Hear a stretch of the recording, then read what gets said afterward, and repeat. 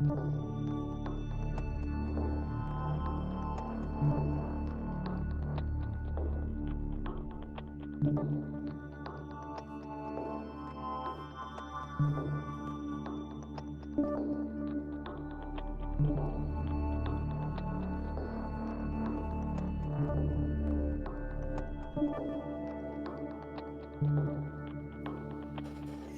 guys, welcome back to the Ghost of Friends YouTube channel. The third time since 5:30 here in the last hour and a half. We're getting out here. We're ready for you guys. We've got more content for you. Welcome, Coach Hayes, Mr. Chris Hayes. Welcome to the channel for the first time. How are we doing tonight, Coach? Hey, I'm doing great. I appreciate you having me on. Looking forward to talking Texas, Georgia football, man. It's really maybe a little chilly today in the state of Georgia. First time we've gotten down into the 60s as a high today, but it is hot as all can be as we get ready for Texas and Georgia this weekend. It sure is, man. And it has not felt like fall over here in Texas, and I'm just south of the Austin area. It has not hmm felt very much like fall, not whatsoever, until this morning. I walk outside and I was like, hey, I might double back, get a hoodie, and hmm enjoy this while we have it. But it does look like it'll be a little bit cooler when the Dogs come to DKR this weekend. hmm One of the biggest home games in Texas football history. I know that sounds crazy, but when you play in the Big 12 for for what in the last 12 years, and we don't have a Yeah. top five opponent coming that's not out of conference opponent. You can see how it starts to make a little bit more sense. First top five matchup at Darrell K. Royal since 2006 when the Ohio Mm, State Buckeyes came to town. mm. This one means a little bit of something, Coach. It means a little bit of something. This is a big Yes, it game, does. and Without a doubt.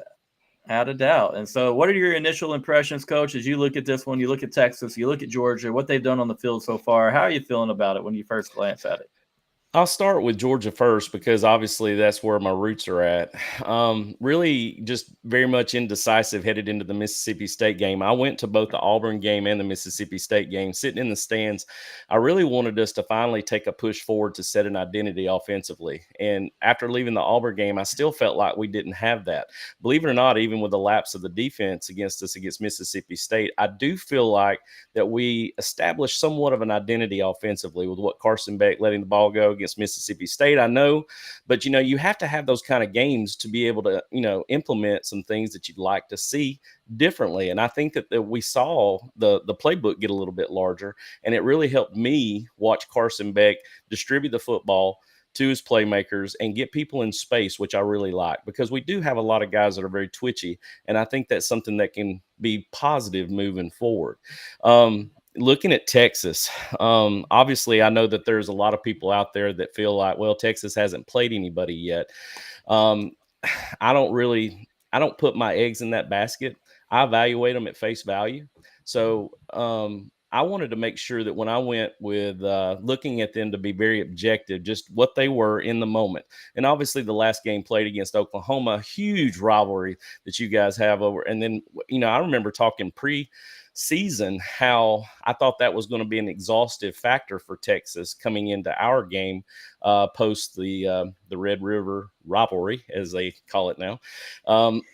And I don't know. I think realistically, there's motivation now from Texas going into this game, especially with all the background stuff that's going on with game day and everything that's going to be there as well. And it being a primetime show at night, it's going to be just everybody's going to be watching. It's going to be huge. So very excited to see what these two guys and these two teams are going to be exhibiting on Saturday night.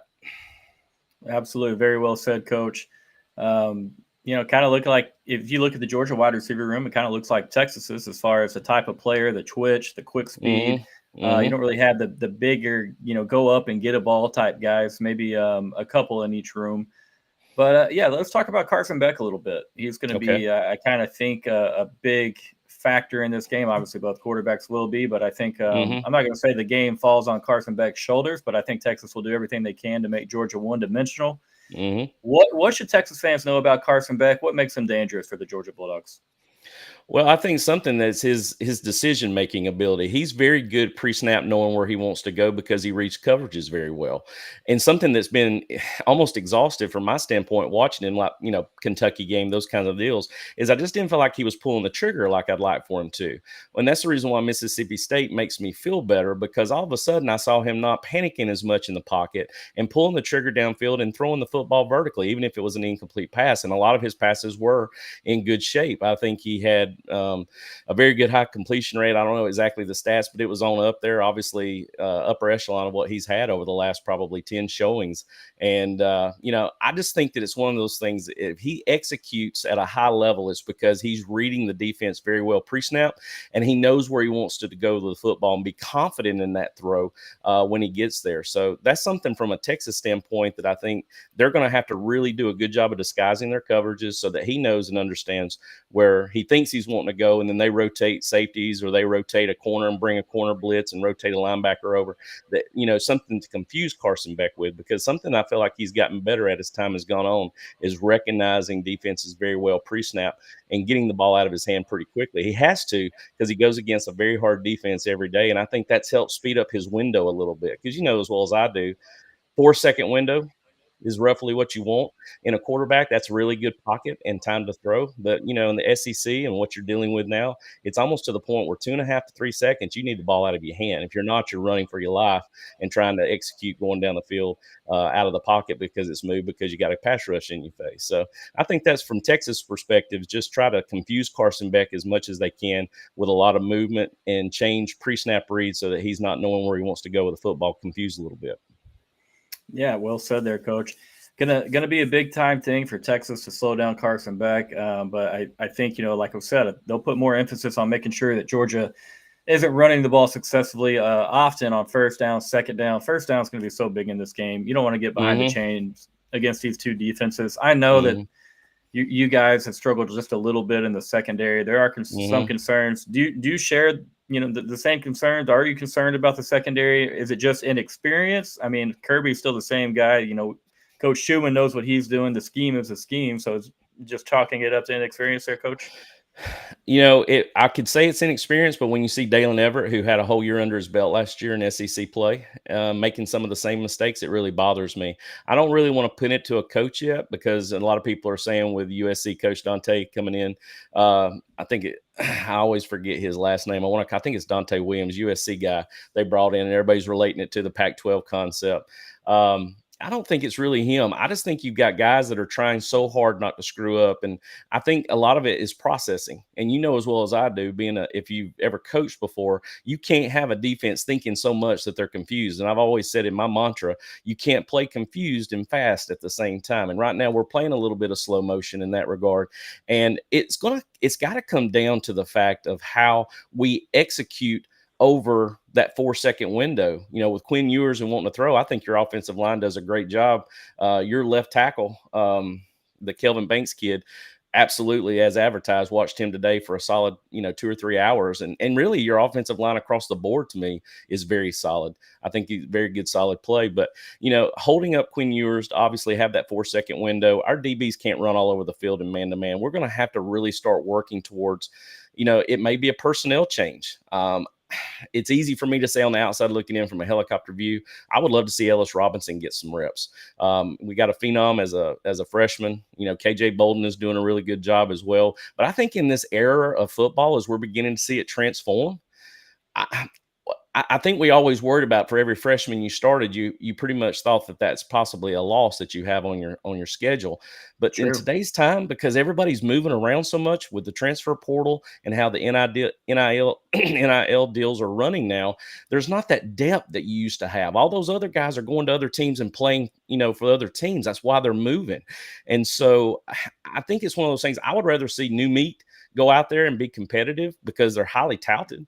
And if they make mistakes, they're making mistakes as growing pains, similar to what we saw CJ Allen do last year at linebacker. He was learned by trial by fire.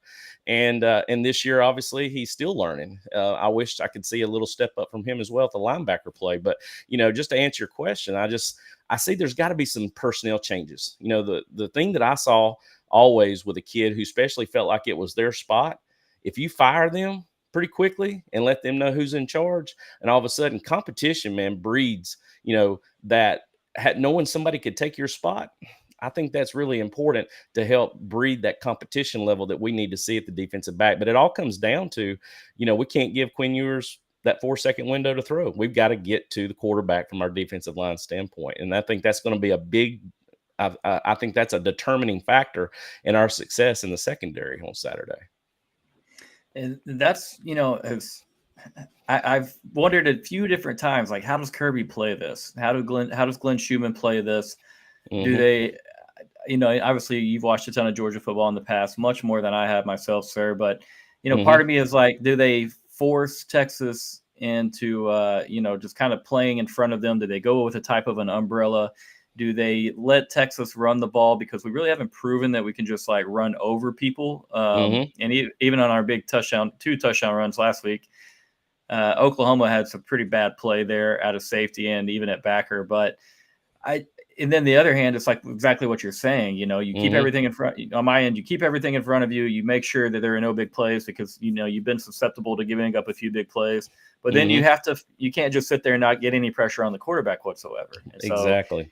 You're not really getting that pass rush that we're used to seeing out of the Georgia front four or front seven. What do they do to fix that issue, sir? Is it just sending more bodies? Is it being more creative? Just more commitment out of the guys that pass rushers? What are you looking at there? I think the latter of what you said in that statement is that we've got to have some want to, and it comes back to, is Mikael Williams fully healthy to get out there and help us? He's been under, his ankle issue and, dealing with the knee issue. And, I think one of those things that we need to see is just some consistency that builds that chemistry from the defensive line standpoint. We've got a solid 3 bigs that get down in the 4-man front with our jack. And we've got Gabe Wilson, you got Damon Wilson, you've got Gabe Harris, Damon Wilson, you've got Mikael, you've got guys that bring a lot of talent off the edge. I think it's just a matter of those one-on-ones. I think we do a lot of X stunning, a lot of stemming, and we just have a tendency to lay on people. It seems a lot of the times we're not getting off those blocks. And to me, that's a huge factor and why I'm going to probably wait to talk later, because I think the biggest part of this game comes from the offensive and defensive lines mirroring one another and how those two units respond. Both our offensive line and our defensive line, I think, will dictate how well we will play in Saturday night's game. I fully agree with you there. And I have very little doubt that Kirby, being the, to quote our friend John Smith, being the master motivator that he is. And I have no doubt that he's in there, filling up the defensive line, the front seven, the entire defense. Like, hey, everybody thinks this is one of the best offenses in the country. This O-line's the best offense in the country. Like, hey, it's time to fight back. I'm sure he's using some other words and tactics in there to rile these guys up. And we've all been there. But hey, it's kind of a prove it game for both teams. Georgia needs to still. Very well said. Very well said. Yeah, but Georgia proving that obviously the back-to-back titles weren't a fluke or anything of that nature, but proving that they are still that type of program that could go in there and win titles. And hey, I'm not saying if y'all lose this game that you can't still go win a title. That don't get me wrong there. But on the flip side, as you mentioned earlier in this show, sir, a lot of people have alluded to the fact that Texas might not have played anybody. And when they're doing that, they are there's our guy. There's John. And when they're doing that, they're really just talking about the offenses Texas has faced. Haven't faced an offense in the top 60. We've seen Oklahoma and a true freshman quarterback and an absolutely terrible offensive line. Sorry for any Sooners that are watching. I love you guys, but it is what it is. And then Michigan with Alex Orji, a quarterback rotation, another offensive line replacing 4 out of 5 starters.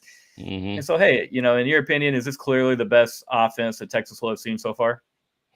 Oh, without a doubt. I want to give a shout out to, I see Herb and Raj in here from, they're my friends over there in the Crimson Country with Bama fans. And then Randy's also in the chat as well. Appreciate him being here. Coach John, in here as well with me to give me a little motivation going forward. But I do think that is something that you're going to see is obviously, and what's so unique about it, Ghost, is that we have yet to put 4 quarters of football together offensively. That's what makes it even scary.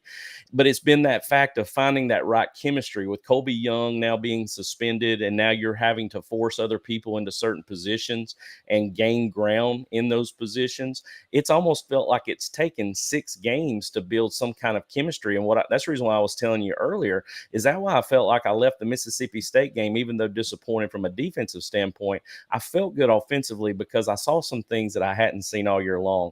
And that was just consistency in distributing the football to different playmakers and letting them roam in space and make plays. And that's something that's very important for me to see going forward. I do see a lot of parallels to our line of scrimmages. I do see a lot of parallels to our the second level at linebacker. I even see the same thing when I look at Silas Bolden, electric kid. And he's from Oregon, transfer from Oregon State. Is that correct? That's If I correct, remember, sir. or Yes, from sir. Houston. Yeah. I like him. I mean, he set up y'all short field on the punt return against Oklahoma. I mean, that was a huge play for you guys to distribute as well. I think there's a lot of unique perspective because we have Anthony Evans, who also I think is electric as a punt returner. There's going to be Yes. just that unique perspective. And I want to say this is something I've been wanting to hit on. Third down efficiency. What I noticed when you guys played Michigan, I watched your Michigan game, which I thought was a big win for you guys, even though Michigan's down this year, and obviously the game against Oklahoma. I thought those would be the 2 best games to basically scout and watch and just see your offensive line play, defensive line play, and just how you distributed the football. Man, y'all are a third down juggernaut against Michigan. I mean, your efficiency against Michigan was phenomenal. And then I noticed that you kind of struggled against it with Oklahoma to start with anyway. I know that, the score ended up being a lot worse than what it looked, but I know that for a lot of times, I think y'all had 4 or 5 explosive plays that set up either your field goal or touchdown. But as far as being in the red zone and being efficient, that's something that you got to see. I want to see us have the ability to drive the field and to be able to sustain drives, be efficient on third down, and make the defense work for if we try to score, obviously, instead of it just necessarily. I'm not going to say I'm not going to like an explosive play, but we've got to cut that down from you guys as well, because I think the explosive plays are what sets up. Because Sark, to me, is probably one of the best offensive minds I've ever dealt with. Watching him on tape and watching how he uses Texas's personnel, I'm just in awe of it. I've always been a huge fan of his offensive scheme, his game plan, and it's going to be something we're going to have to be heavily disciplined and heavily focused with our eye discipline, because he's got guys moving everywhere. And I know I went all over the map there with everything, but there's a lot of different things to me that are so mirrored in what I see in us, but also too the logic behind it is who's going to execute the most efficiently to have success on Saturday night. Oh, absolutely. And I think the two programs do mirror each other in a lot of ways when you're just talking about specific position groups, as you said, which to me, man, makes me feel really warm and fuzzy inside, Coach. Just a few short seasons ago, you wouldn't have said that. Not in any world would you have said Nope. Texas and Georgia kind of mirror one another. So you saying that, it just kind of, reaffirms what a lot of us Texas fans already know, that Texas has kind of flipped the tide a little bit. But yeah, you talked about the explosives, man. That Alabama-Georgia game, I can't imagine watching that as a fan. Every play was a big play, it felt like. Nothing was ever safe. Nope. And so, yeah, to limit those big plays, make a defense or an offense go the length of the field to beat you. Give yourself a chance to stand up in the red zone, force 3 points. Things like that will go a long ways in this game. And then touching on what you said about Coach Sarkisian, the window dressing, the different formations, the different personnel. He has a litany of wide receivers that are catching passes right now, and they're all just slightly different, but all very twitchy. They all move really good. Gunnar Helm has been a godsend at tight end. He's been so good this year. A lot of fun to watch. Big time matchup issue for both Michigan and Oklahoma. I'm sure that Sark will have a special scheme or two in getting that man open and getting him the football. But let me say this: does Kirby and Sark having a little bit of familiarity with one another, does that play into this game at all, in your opinion? I don't really think so. I always remember when I played coaches that I'd coached with that were on the other sideline, I wanted to beat that ass. But I mean, it was one of those things too where I was also very, much and I wanted to let loose. I didn't want to play conservative. And I think that's what, I don't say conservative. Coach Smart, he just seemed to always be like he was trying to outdo Coach Saban by just, I don't know. It just seemed like he outthought himself instead of just letting loose and playing. I think against Sark, he knows what he's bringing to the table defensively, and I think he's going to have some things up his sleeve, no doubt. And Sark is too. It's funny you mentioned Gunnar Hill because I actually did a whole profile today. I broke down Texas against Oklahoma. I think I broke down about 20 some odd plays. I put it together cumulatively on my YouTube page, and one of the segments, about 2.5 minutes, was on a play where it had nothing to do with anything from your 5 wide receivers that I think can be thrown to at any given time. It was an isolation play with Gunnar Hill on the backside from a tight end nub where they ran basically a rub route, and he ran the intermediate out, and they gained the first down off of it. It was a really good throw and catch from Quinn Ewers to him. I think he, to me, is the player that we've got to watch the most because he's the one that's going to get lost in space, that's going to hurt us if we don't have the ability to stay focused on him. And Sark uses him very well. I'm very pleased with watching him today. He like watching him over and over in different, formations, different sets. He's a good blocker, got very strong hands, very good route runner, and he's big. He's going to, take over when it comes to a safety or a corner covering him. And a linebacker, I think he outruns. I'm with you. I'm a little bit biased towards Gunnar. He's one of my favorite players. His dad was the first parent that came on the channel. Yep. And just watching him, he's been a member of the program since 2021, and we went up there and got dusted by Arkansas. You got a freshman Gunnar Ham out there going through it, and so the guys have stuck with the program and have obviously developed a lot of love and respect for those guys. But I agree with you, man. The way that Coach Sarkisian uses tight ends, I mean, it's pretty elite. It's very special. He's great at scheming those guys, getting them out into space.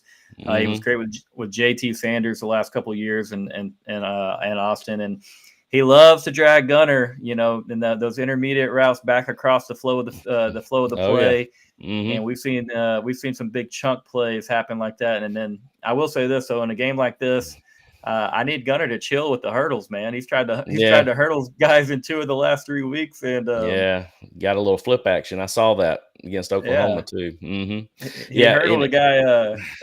He hurdled a guy against UTSA, and it was perfect. So now I'm sure it's like, oh yeah, it's gonna go like that every time. I'm sorry to cut you off.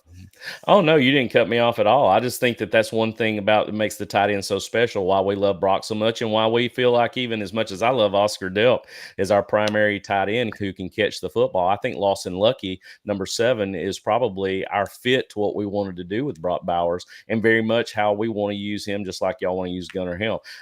With the 11 personnel that I watched out there with you guys offensively, it is really tough to sit there and just say there's one guy that I want to be able to throw to. Sark has his open playbook to me to where he can run 4 receiver progressions, even 5 receiver progressions. But yet I loved it too, where he would be on the short side of the field and run trips to be on the left hash and run trips to the field and end up creating still a 2-man, 3-man game back to the short side of the field with what he wanted to do out of play action and be able to pass pro with 6 people and leave Gunnar in to help with pass pro. It's just there's so many little things that just the intricacies of the game that makes me as a coach, even though yes, I'm very much a homer for Georgia and I want to see them play well and I want to see them execute for 4 quarters and I want to see them get out there and get after it. I also am a fan of very good coached football, and I love watching the execution of what I saw against Oklahoma, even though, they ran a jailbreak screen and the receiver doesn't cut off the wall very well off the butts of the offensive lineman. I'm like, we got one of those guys too, and it's really cool to just be able to see all of those little things and how they play out. And honestly, you probably know as well as I do, it comes down to who's going to execute the most efficiently, who's going to have the least amount of turnovers, who's going to have some type of explosive, maybe from special teams or on offensive patterns. The more explosive plays you have, to me, leads to more of, possibility of scoring. And, when it comes down to it, we've got to have the ability to sustain drives and eat a lot of clock and keep that offense off the field and execute. And if we do those things, we're going to see a very good ball game on Saturday night. I think either way you go with it. I'm fully prepared for Georgia to show up and give Texas a very, very good shot in this game.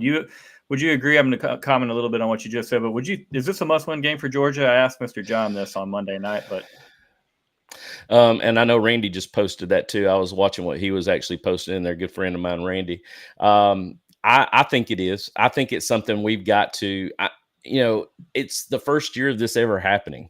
So it's really kind of unprecedented to say yes or no. But I feel like for Yeah. the purpose of what you said earlier in the show, this is a must prove. This is to take all the stats, wad them up in a big ball, throw them out the window, and let's line down and see who the better team is Saturday night, period. No Yeah. matter who we faced, who we've gone against, because the way I know it, playing the game and coaching the game, you could have the stats, inundated in one direction for something, whether it be third down efficiency, explosive plays, first down efficiency, yards per play. We can look at all those stats all day long. When it comes down to it, line down and bring the hat, and let's see who can execute the best. And I think that's where we're going with it. I don't think there's going to be any numbers I can look at and feel positive one way or the other. I'm going to be able to watch at an objective value Saturday night and see how we do. I would hope that, and you probably know this as well, to me, to see your team improve every week is what makes you feel like you're becoming a really good football team. You can't stay status quo. And for the first time, I saw some growth offensively. Defensively, I think we have almost digressed a little bit, but it comes down to it. Can you get those things fixed? If you can, the execution level is better. You're more efficient. And all of a sudden, we're putting 4 quarters of solid football together to play at DKR on Saturday night. Yeah, that's the thing. I mean, to win a game like this, it's going to take 4 quarters of solid football play. I don't think that either of these teams can really afford to get down in a big hole. They can't afford to give up all these explosives, turn the football over. Running the football, let's talk about Texas for a little bit there. I think Texas fans, we felt like, maybe we should be running the ball better than we are. We've had some big plays in the run game, so at times I think it kind of gives us some hope. We have a solid offensive line. What are your thoughts on the Texas run game? Does it scare you at all? And then obviously, if you don't mind, which is the back for Texas? Because we run several of them out there. Which back kind of gives you the most fear? Not fear, but who do you respect the most? Well, watching film from those games, obviously 23 and 26, I think it's Jaden Blue. And I call him Q because his last name is either Wisner or Wisner. 23 and 26, both to me are really good running backs. And what I noticed against Oklahoma specifically is that when they got put in a situation, as y'all started to wear them down, especially in the second half, I noticed it just seemed like they got stronger. But I think Jaden Blue probably brings your best overall fit, but that's even another mirror, Ghost. I see those two complementing one another very well, just like we have in Trevor Etienne and now Nate Frazier with the injury to Branson Robinson. We have two very twitchy backs who can make people miss in space, and I think you've got two that fit that profile as well, considering the injuries you've had to the running back room, just like we've had this year with Branson and Roderick Robinson Jr. going down. So, my feelings are that they're solid enough to where if you're spreading the ball out and you're getting a team very tired running laterally a lot, and then all of a sudden you come back and you run a gap scheme or you run a zone. And I noticed against Oklahoma, I always felt like defensively that was going to be their best show, because offensively I knew they were going to be fairly benign with the quarterback situation. And it turned out to be that way. But over time, y'all just began to wear them down. And all of a sudden they're just, as you know how zone will hit, you hit it and hit it and hit it. And all of a sudden you get guys getting washed and backside A cuts gone. And I noticed today, in fact, 5 or 6 plays where, man, the zone looked beautiful. In fact, I even actually did a segment on you running out of pistol, running the zone. I said, if you want to watch it run textbook, watch this play, and that's, the design of what I'd love to be able to see from us when we're running it the same way. So honestly, I like both of your backs, honestly, 23 and 26. And I think they complement each other very well. Yeah, I had to ask because there's been a little bit of fumbleitis with 23 Jaden Blue, and like you said, turnovers will play a massive part of this game. He did have has a couple of fumbles on the season. 2 of them were against Mississippi State in the first half. There, a lot of how big was Silas Bolden jumping on that fumble that he had against Oklahoma when they scored? I mean, that was huge too. You think about that, goes out of the back of the end zone or Oklahoma recovers. Y'all are still sitting at 7-3 right there. Midway through the second. And in a big time college football rivalry game, I think anything can happen. And the later that game stays tight and close, the more likelihood that anything can happen. And so, incredibly cool play from Silas Bolden. If you go back, and I know you just said you watched some film, he's out there, setting the edge, It's 4.5 yards deep in the backfield when Quintravian Weisner is 20 yards up the field, and the hustle and effort from Silas Bolden there. And very, very happy to see him get a lot of praise, a lot of credit from national media, from all of us that cover the team, follow the team, and of course hear from Coach too. This is a big time play, and so well, I think you reward effort too, because it's the same thing. Anthony Evans had a reverse in around against Mississippi State, and he ended up having to outrun our center. Our center is running probably 15, 16 miles an hour, God love him, as hard as he can to get down the field to try to throw a block for Anthony Evans. And he just runs out of steam because he's just not as fast as our, skill player. But you just, as a coach, obviously, and as a fan, you love to see that kind of hustle. Because when he fumbled on that play, and I remember that play specifically because they told me about the recovery in the end zone while I was, we were watching the game against Mississippi State.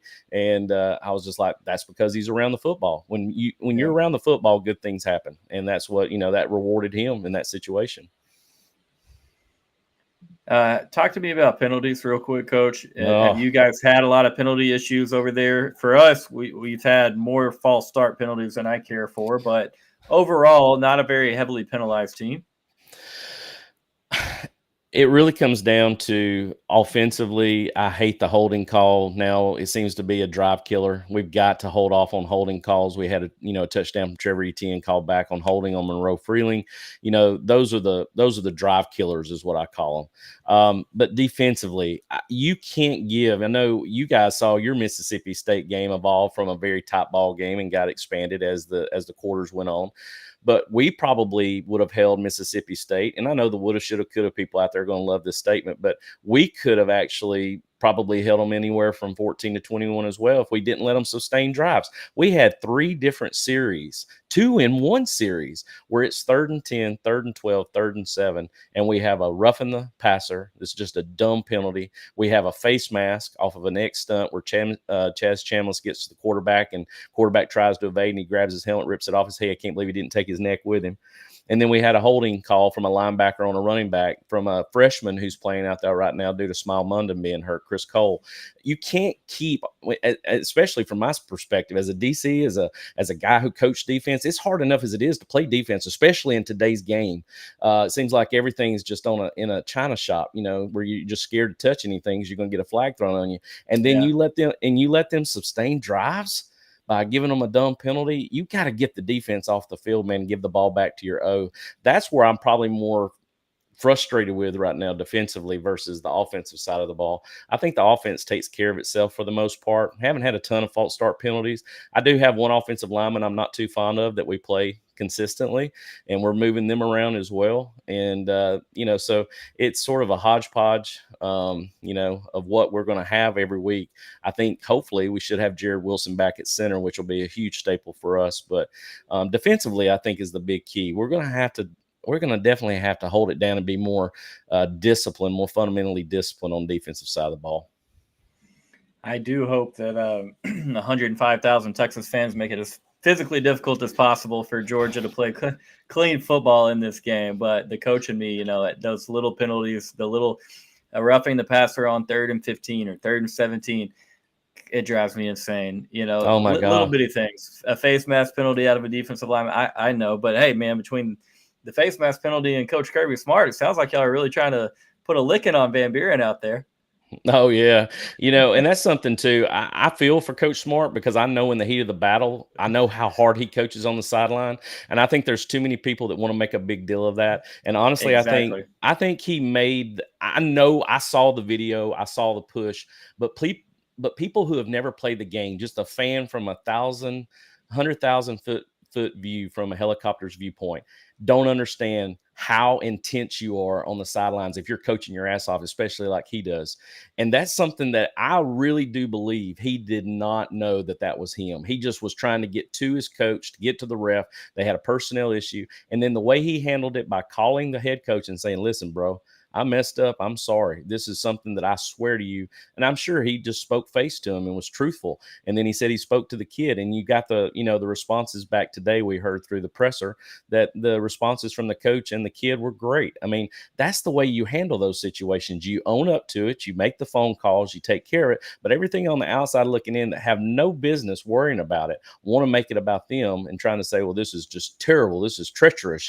This is terrible for Coach Smart and his program. That is a guy you just, if you've never coached football, man, you just don't understand the intensity level on the sideline on a typical Friday night for me, obviously, or a Saturday, day or night in a college football game. So I think it was handled well. I think it's taken care of. I think everybody's good. I wish the outside world would just leave it alone, honestly, from here on out. Oh, absolutely, and don't mind me, man. Just getting in a very Oh yeah. lighthearted jab. I didn't mean anything by that, but I did ask on the timeline. I said, "What are your thoughts on this?" With the clip of it, and it was pretty crazy. My only issue is I would have liked him to address it right after, but knowing that he makes the phone call to Jeff Lebby, makes the phone call to Michael Van Buren, that is next level. Yep. That is something different, and so like I get people, yeah, they want to make a big deal out of every single little thing that happens. You know what I mean? Like we're still getting Hmm. told that we care about horns down because of a tweet from like 6 years ago from a quarterback Yeah. that doesn't play anymore. And so like, hey, like Yeah. little things happen, and I definitely wanted to see what some opinions on it were, and I was Yeah. shocked that there were so many people that were just ready to drag Kirby through the mud because, hey, man, if you go watch it and watch it clearly, you can tell no one's trying to hurt the quarterback there, and he handled business. So we're dropping it. We're moving on, never to be mentioned. I was about to say though, you let me basically speak my 140 characters that I've been trying to tweet all week long, but I felt like if I did that, I would never hear the ending story of that. Ask John on that. I noticed he got into a nice little rabbit hole with it when it was happening, but you just allowed me to speak my 140 characters via Twitter just a little bit more. I try my very hardest to be a man of the college football people because, I hey, we're all just appreciate fans or people that cover the team. We just care, it. that's all it Exactly. is. Yeah. And so obviously Georgia, a stand-up program. I asked John this as well. When Texas moved to the SEC, were you kind of angry? Were you excited at the potential of meeting up with Texas and obviously Oklahoma as well? Honestly, them coming to the conference to me can't do anything but make it better, even regardless of what they're talking about down the road in the future. I like what it does to the program. I think it strengthens it. I think it brings in a great rivalry between what Texas and Oklahoma bring in. I'm not really worried about regionally where they're located at and how that represents the Southeast. I think it's just good, solid football coming in. And it was a nice time for them to both for Texas and Oklahoma to come in, honestly. I think it develops new rivalries, which I hope it kind of develops. I would love to be able to see some actual stadiums that you can go visit. I'm not going to be able to go this year to Austin, but eventually as time goes on, how cool is it going to be to have the Longhorns come to Sanford Stadium if things rotate the way they are? So to answer your question, I think it's great. And a lot of people don't think that, but I think it's awesome. Honestly, I think it builds rivalries that you didn't know you would think you would have, and all of a sudden you've got top tier programs playing each other every year, and it just brings a lot of people to the stands. It just brings just over this past week, getting to know the Texas and Hook'em Nation, it's a lot of people that you've helped me connect with and be able to talk to, and just seeing good fandom, good fanatics who love their team, who are passionate about their, the fan bases that are passionate about their football program, and being able to move forward collectively and just seeing success across the board. I think it brings a lot of positives. Absolutely, very well said. I fully agree with a lot of that. Texas and Oklahoma, you'll never have to doubt the passion and caring from their fan base as far as what's going on the football field. They just want to win. They Mm-hmm. just want to win, and obviously, it's feeling really good to handle those guys the way that Texas did right there last Saturday. And glad to be a part of the conference. Texas is now trying to recruit in Georgia. Will UGA start recruiting in Texas? I think we've already Coach, been recruiting out in Texas, honestly, to tell you the truth. And I don't think that Texas has not been, I think Texas has been in Georgia's boundaries too. We know that we per square mile probably have some of the best quality football athletes there are. And so why wouldn't you want to go across? I think there's always going to be parallels across us recruiting out of the state of Texas, along with Texas recruiting out of the state of Georgia. I don't think that's ever going to stop. I wanted to answer Primetime Dog's question about will Tate Ratledge be back? I doubt he will be back. I think it's something where Tate's got he had the tightrope surgery and he's a lineman. And when I used to, believe it or not, I'm tricked of all trades. I used to be an athletic trainer before I got into teaching. I was hey, I was an ATC for 6 years. So understanding injuries with football too is sort of my repertoire. But with the tightrope surgery and him being a lineman, I'd say we're probably still looking at a few more weeks before we even think about. I know he's probably weight bearing now. He's beginning to, probably doing a lot of straight line running. But with being a lineman and you got to lean on 300-pound men all night, and you're trying to torque that ankle, through all the different pulls and stuff, he's got it still a little bit of ways to go. But Jared Wilson, from what I understand, should be back at center, so that will add some depth back to our offensive line. There you go. Always good to have that starting center in the fold, my man. Oh yeah. Mm-hmm. Great comment here, friend, and I appreciate you being in the chat. All you Georgia dogs, you guys are showing up. We don't have any Yes, Texas guys sir. in here in the comments. It's all dogs. Feels just Yes, I like told him to show up for me. I appreciate that. And you guys do me a big favor. Go like this video. You all of you watching on YouTube. Coach is killing it. He was very knowledgeable. I loved it. He dives into the X's and O's. It takes me back to the old coaching days, and it's very, very cool to talk with him. But great comment here. I think the addition of the two deepens and rekindles old regional matchups and rivalries, and I think that's good for SEC and college football. Man, let me tell you how cool it is for Texas. As a Texas guy, I grew up hating two schools more than everyone else, and Mm-hmm. one will surprise you. It was Oklahoma and Arkansas. My Mm-hmm. dad, he had me so revved up against the Hogs. He absolutely could not stand them. He owned a restaurant and he had a license plate from all 50 states up on a wall, and the very bottom was the Oklahoma and Arkansas license plate, and they were flipped upside down, And so he uh, he always talked to me about the battles in the '60s with Broyles and Darrell K. Royal, and then early 2000s Texas had Matt Jones, a couple run-ins with Matt Jones and Cedric Cobb and the Hogs. And it means so much to have that Arkansas game back. Obviously, the A&M thing is a big deal here in the Yes. state of Texas. Oh It's yes. more of kind of a family affair. Maybe the brother that your least favorite brother that Mm-hmm. that you have, or Mm-hmm. your weird cousin, that y'all get along, but every now and then you're just like, come on, man, what are we doing here? And so for me personally, obviously I kind of felt like Texas wasn't just dying in the Big 12, but it definitely helped reboost this football program with the announcement to Mm-hmm. the SEC, putting the SEC patch up on that right shoulder every weekend for Texas, and just it's a big deal. It really is, and I'm honored to be in the conference. I have a lot of respect. I've never once, for you Georgia guys. I'm sorry, I'm getting my spiel in right now because you No guys problem. don't follow me. Y'all don't follow me on Twitter, but a lot of respect for the Georgias, the Alabamas of the world. Even LSU has been a fantastic program for 2 decades plus. Mm-hmm. And so I love the conference. I will say this: I do have a couple of SEC favorites in there, and y'all might not like one of them, but I do have a pretty big soft spot for the old Auburn Tigers. I just have to concede Mm-hmm. that. Is this the Oh. battle for AD Mitchell, Coach? Oh my goodness. I really do think that if there's a kid that we could have shared between us both, it's him. I absolutely loved his time at Georgia and what he did to help contribute for us, and obviously his big catch in oh my God, in so many different games, the Orange Yep. Bowl, of course, and then of course in the national championship game. But then what he was able to do to come out in Texas and obviously provide stability in the wide receiver core, and really kind of got Sark on the map. I think officially with what you guys wanted to do offensively and the identity y'all said as y'all made the run deep in the playoffs last year. So, the fight for AD Mitchell, I will just say we can split him right down the middle, but because I think his love for the Longhorns, because that's obviously home in that area, and then of course what he did with his time in Georgia as well. I just think he was equally satisfied with what he did and how he contributed to both programs. So, I can't imagine how things have changed this year. Honestly, it's really been sort of that. I don't know if you've had those neat little epiphanies of, hey man, Oklahoma and Texas are in the SEC this year, and Vanderbilt is beating Alabama. Sorry, Herb Raj, don't mean to throw that in your face. And you've got South Carolina competing with a lot of teams, and LSU and nighttime at Death Valley, and what Ole Miss is doing this year. It's a very competitive league, even as bad as Florida started out, taking Tennessee down to overtime. I mean, you're seeing so many great football games in the SEC, and I hope that we can contribute to that on Saturday night to have a great game. That's what I told Herb and Raj on their show before we played Bama. I said, man, I just want to see a great football game, and it didn't look good. I was on a live podcast for that, and I had to sit through that 28-0, trying not to throw my foot through the TV screen, and then watched us come back. So, I mean, the beauty of this game, that there's no better sport than college football, and it's great to see this primetime matchup Saturday. No, there's nothing better. And I mean, like, I never thought in my life that I would be more excited for the Texas A&M game on the schedule than any other game on our schedule.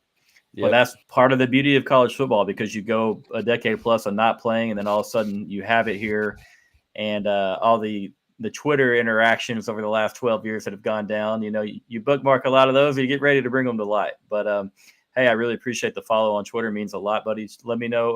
I'll go back and look. I'll get you a follow back. You guys are doing good work. I've seen y'all around.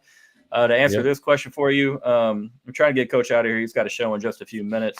John's already said we're going to start about a little bit later, so it's fine. We can Okay. go on if we need to. You guys are literally the best. I really appreciate both of you taking the time to come on the Ghost and Friends YouTube channel this week. And once again, this video for Coach.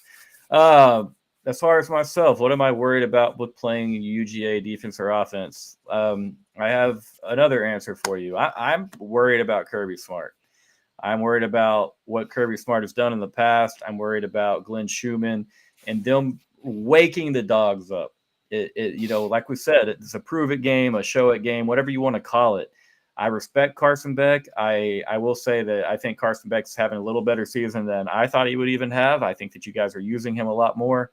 But man, I've seen the Georgia defenses for, however long Kirby's been there. I've seen what y'all are capable of. I know things might not look the same so far, but I'm worried about Kirby Smart waking those guys up. If it's Georgia from the last couple of weeks, I like Texas' chances. I think that we can get in there and move the football, and then at the same time we're rushing the passer really, really well. But Beck will test our secondary more than anyone that we've faced this year. Your receivers as well. I mean, we just faced an Oklahoma team that had their top 5 wide receivers out.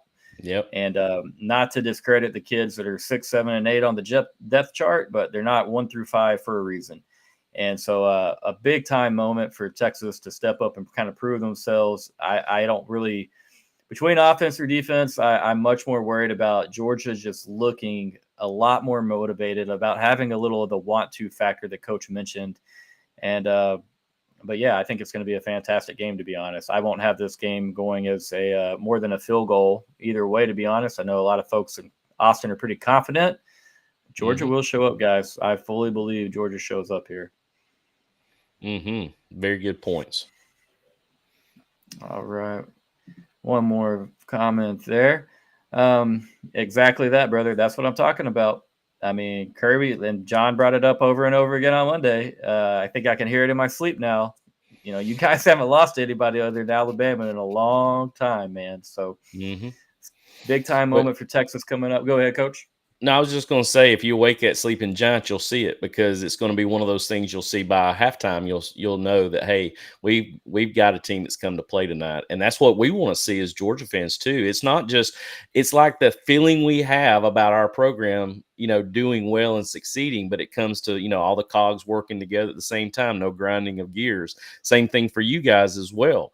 And that's the reason why I said the execution factor is so huge, because you'll be able to tell who's come in laser focused, who's not, and it'll show very quickly. Film doesn't lie, and what we witness doesn't lie. And that's the reason why I want to kind of throw the stats out the window. I really do think it's going to come down to who executes the most and is most efficient with the football, and who plays very sound defense, and who makes teams drive the length of the field to score with no explosives. I mean, that just takes away from all of those possibilities to see success, whether it be for Georgia or for Texas.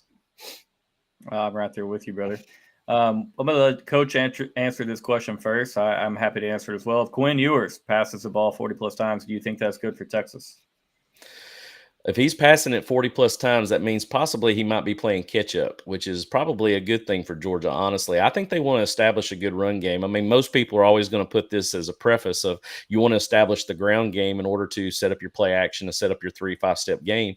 But if he's having to throw 40-plus times, it's because the run game is, non-existent, or either he's having to play catch-up like we did in the Alabama game in the second half, where Carson Beck was having to throw it all over the field, which made me feel better, because honestly, we looked very successful doing that, just like we did against Mississippi State. So to answer your question, if he's throwing 40-plus time, I think that's actually a better situation for Georgia than it is Texas. Fully agree there, Coach. 100%. I don't want to see Quinn with 40-plus pass attempts in this game. It means that we were not able to run the football well, that we were probably playing from behind. And if you go look at Quinn and Sark in games that they've had to throw the ball 40-plus times, I can't tell you one game that we've won. Now I'd have to really kind of go back through it, but I can think of 3 or 4 that we've lost. And so I don't want to see Quinn flinging it around. Sark is a run-first coach in philosophy. I know it doesn't sound crazy, or it sounds crazy at times when you watch his offense, and he kind of, I'm not going to say just falls in love with throwing the football. Maybe he feels that's our best way of moving it, but he wants to run the ball. So if Texas can run the ball, I think they will do that. They'll do a lot of it. They're going to try to control the game with the screen game as well. They want that to be an extended running game, and they can hit you a lot of different ways in doing that. But which again is a mirror of what I watched today on film. What Sark did against Oklahoma with the extension of the run game, putting your F back out in trips and running fast screen jailbreaks to him, was the same thing we were doing against Mississippi State. And a lot of people don't understand that. They're thinking, why we keep running fast screens? To me, if you stay outside the tackle boxes,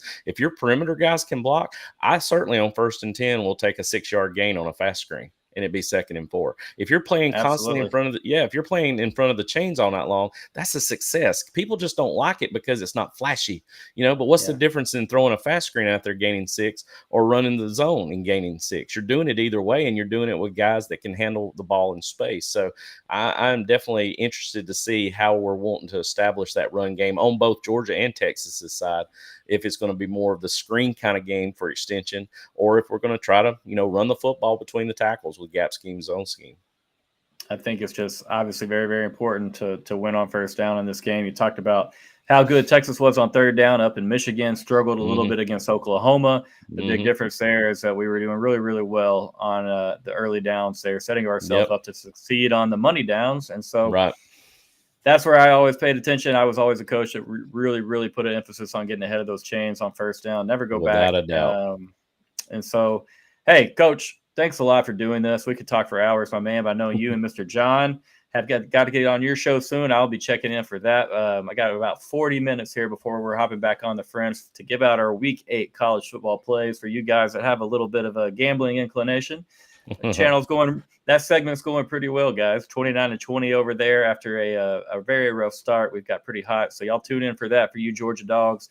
I appreciate any of the new subscriptions. It all means a lot, a ton. We're trying to build this channel. We're only 2.5 months old, and had a lot of positive things come out of it, including meeting Coach Chris Hayes. It's been an honor to get to know you over the last couple of days, and look forward to where we go in the relationship, brother. Thank you very much for hopping on with me. Hey, Ghost, I appreciate it, man. It was my pleasure. Thank you for having me on tonight. All right. Well, I'm not going to ask you to give them a hook 'em horns like I do most of my guests. But, hey, brother, we'll see you on Saturday. All right, guys, thanks again for watching. Please go like this video. Y'all have a good evening. Yeah, go Dogs.